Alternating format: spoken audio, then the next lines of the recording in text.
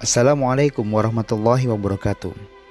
Setelah di kisah selanjutnya, bagaimana kita melihat perjuangan Rasulullah dan kaum muhajirin yang diteror oleh kaum Quraisy, maka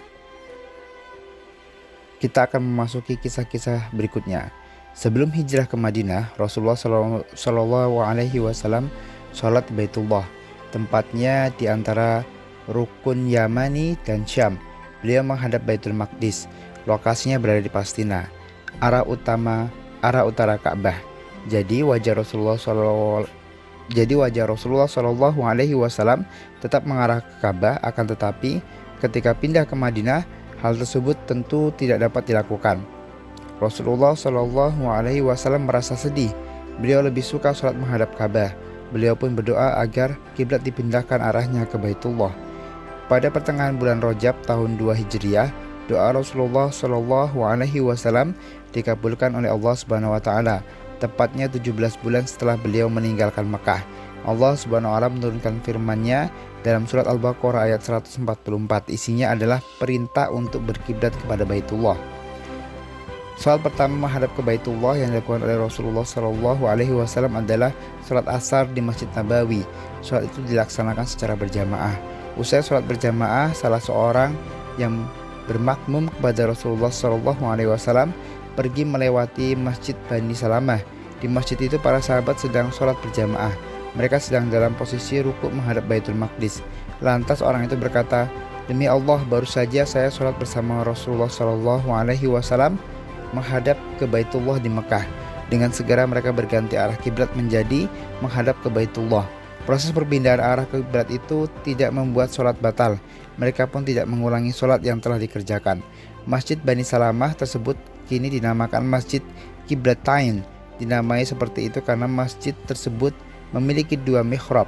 Ruang mihrabnya berbentuk ortogonal, simetris dan kaku. Ciri khas masjid ini adalah terdapat menara dan mihrab kembar. Mihrab utama menghadap ke Baitullah. Mihrab kedua menghadap ke Baitul Maqdis di Palestina. Mihrab kedua ini dibuat untuk mengingatkan bahwa dahulu kaum muslim pernah sholat menghadap Baitul Maqdis di Palestina. Perpindahan kiblat ini dahulu menjadi bahan olok-olokan orang Yahudi dan munafik yang ada di Madinah. Apa yang telah memalingkan mereka dari kiblat yang dahulu? Seru mereka terbahak-bahak. Ada pula yang mengejek apa yang telah membuat mereka kadang-kadang berkiblat ke Baitul Maqdis dan kadang-kadang ke Ka'bah. Akankah keimanan kaum muslimin melemah karena perpindahan kiblat ini? Apakah justru perpindahan kiblat ini menguatkan keimanan mereka? Ujian apa lagi yang akan dihadapi kaum muslimin untuk menegakkan agama Allah ini bersama Rasulullah Shallallahu Alaihi Wasallam? Nah, selain menghadapi ancaman dari kaum Yahudi dan munafik, kaum muslimin juga harus menghadapi serangan kaum musyrik Mekah. Untuk itu, Rasulullah Shallallahu Alaihi Wasallam membuat sebuah perjanjian damai dengan semua golongan di Madinah, termasuk dengan kaum Yahudi. Namun permusuhan terhadap Islam ternyata tidak berhenti. Akhirnya kaum muslim mendapat izin dari Allah Subhanahu Wa Taala untuk melawan kaum kafir. Dua kekuatan mulai berhadapan langsung dalam gelanggang perang. Pada perang Badar meletus bulan Ramadan tahun 2 Hijriah. Pada awalnya pasukan kecil yang dipimpin langsung oleh Rasulullah Shallallahu Alaihi Wasallam hanya ingin mencegat kafilah dagang. Kafilah ini membawa banyak barang dengan dipimpin oleh Abu Sufyan. Kekuatan pasukan hanya sekitar 300 orang. Pasukan itu terdiri dari sahabat muhajirin dan ansor. Mereka membawa 2 ekor kuda dan 70 ekor unta. Dari kota Madinah, kawasan Badar itu terletak sekitar 145 km arah barat daya. Mereka berjalan melewati jalan utama menuju Mekah. Lalu mereka belok melewati pinggiran An-Naziyah. Allah Subhanahu Wa Taala memiliki kehendak lain. Kafilah dagang Abu Sufyan berhasil meloloskan diri. Kaum muslim justru harus berhadapan dengan tentara Quraisy. Pasukan Quraisy berjumlah sekitar 1000 prajurit. Mereka membawa 100 ekor kuda, 600 baju besi, dan beberapa unta. Panglima pasukannya adalah Abu Jahal bin Hisham. Rasulullah Shallallahu Alaihi Wasallam menerima informasi mengenai jumlah pasukan musuh Makkah yang begitu banyak. Setelah bermusyawarah dengan para sahabat, mereka memutuskan untuk terus maju. Malam harinya hujan mengguyur Badar.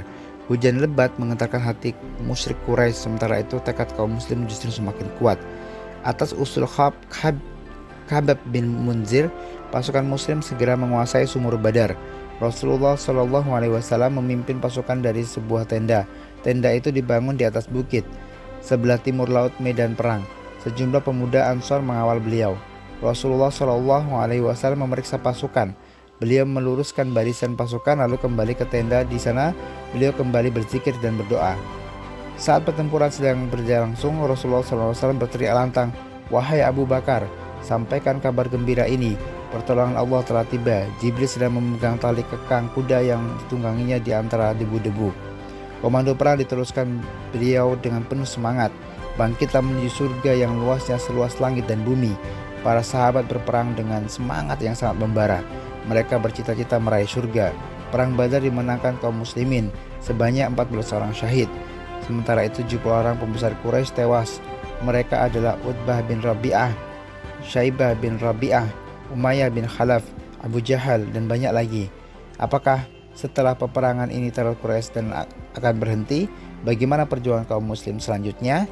Nah, untuk teman-teman yang masih penasaran dengan kisah-kisah inspiratif dari Rasulullah, jangan lupa bagi yang baru bergabung untuk mensubscribe, kemudian di like dan juga di share, dan terus pantengin channel kita agar kisah-kisah inspiratif ini terus menjadi inspirasi bagi teman-teman sekalian. Terima kasih.